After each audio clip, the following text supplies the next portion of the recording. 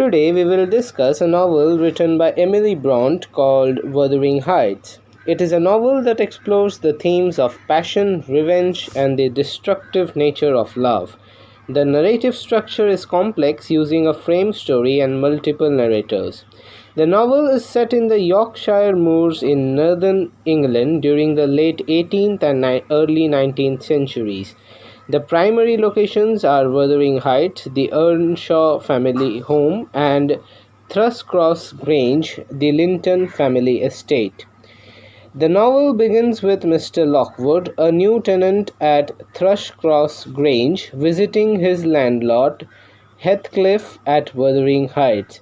During his stay, Lockwood encounters the airy and hostile atmosphere of the house and its inhabitants. Lockwood has a series of disturbing dreams after reading the diary of a woman named Catherine Earnshaw. These dreams prompt him to ask Nellie Dean, the housekeeper at Thrushcross Grange, about the history of Wuthering Heights and its residents. Nellie narrates the story of the Earnshaw family. Mr. Earnshaw brings home an orphan boy, Heathcliff, from a trip to Liverpool. Heathcliff forms a close bond with Mr. Earnshaw's daughter Catherine, but faces constant hostility from her brother Hindley. After Mr. Earnshaw's death, Hindley inherits Wuthering Heights and reduces Heathcliff to the status of a servant. Despite this, Heathcliff and Catherine remain close, often exploring the moors together. Catherine and Heathcliff encounter the Linton family at Thrushcross Grange. Catherine is injured and stays with the Lintons, where she is transformed into a lady. Heathcliff feels rejected by her growing attachment to the refined Edgar Linton. Catherine accepts Edgar's proposal despite admitting to Nellie that her true feelings are for Heathcliff. She justifies her decisions by stating that marrying Edgar would elevate her social standing. Heathcliff overhears part of Catherine's conversation with Nellie and leaves Wuthering Heights. He disappears for 3 years, during which time Henley's wife dies, and Henley descends into alcoholism and gambling. Heathcliff returns, now wealthy and intent on revenge. He begins by courting Isabella Linton, knowing it will hurt Edgar and Catherine. He also takes advantage of Henley's weakness, gradually gaining control over the Wuthering Heights. Catherine falls ill after a violent argument with Edgar about Heathcliff. She becomes mentally and physically unwell, haunted by her conflicting loyalties and love for both Heathcliff and Edgar. Heathcliff marries Isabella and treats her cruelly. She eventually escapes to London, where she gives birth to their son, Linton Heathcliff. Meanwhile, Heathcliff continues his plans for revenge, manipulating Hindley and others. Catherine gives birth to a daughter, Kathy, but dies shortly after. Heathcliff is devastated, cursing Catherine's spirit to never let him rest. Edgar is left to raise young Kathy alone.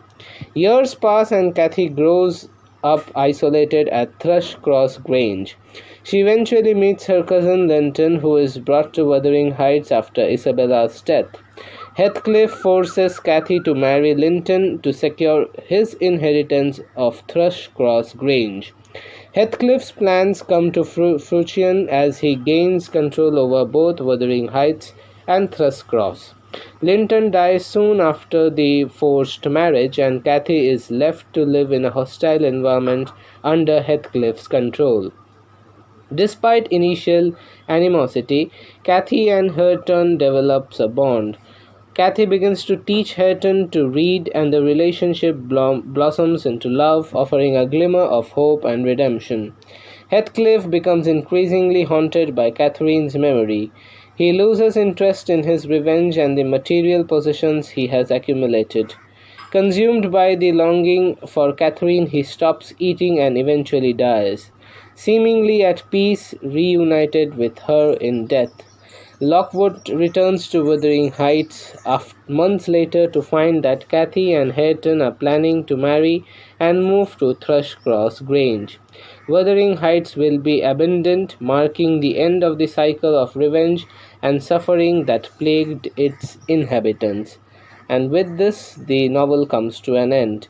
The important themes in this novels are passion and revenge. The intense emotions of love and hatred drive the plot. Heathcliff's desire for revenge stems from his passionate love for Catherine and the pain of her betrayal. The second important theme is social class and gender. The novel examines the rigid social hierarchies and gender roles of the time. Catherine's decision to marry Edgar is influenced by social status, and women's lives are largely controlled by the men around them. The third important theme is nature and the supernatural. The wild, untamed moors reflect the characters' turbulent emotions. Supernatural elements, such as Catherine's ghost, underscore the enduring power of love and the past. And the last important theme is the cycle of violence. The destructive cycle of violence and revenge affects multiple generations.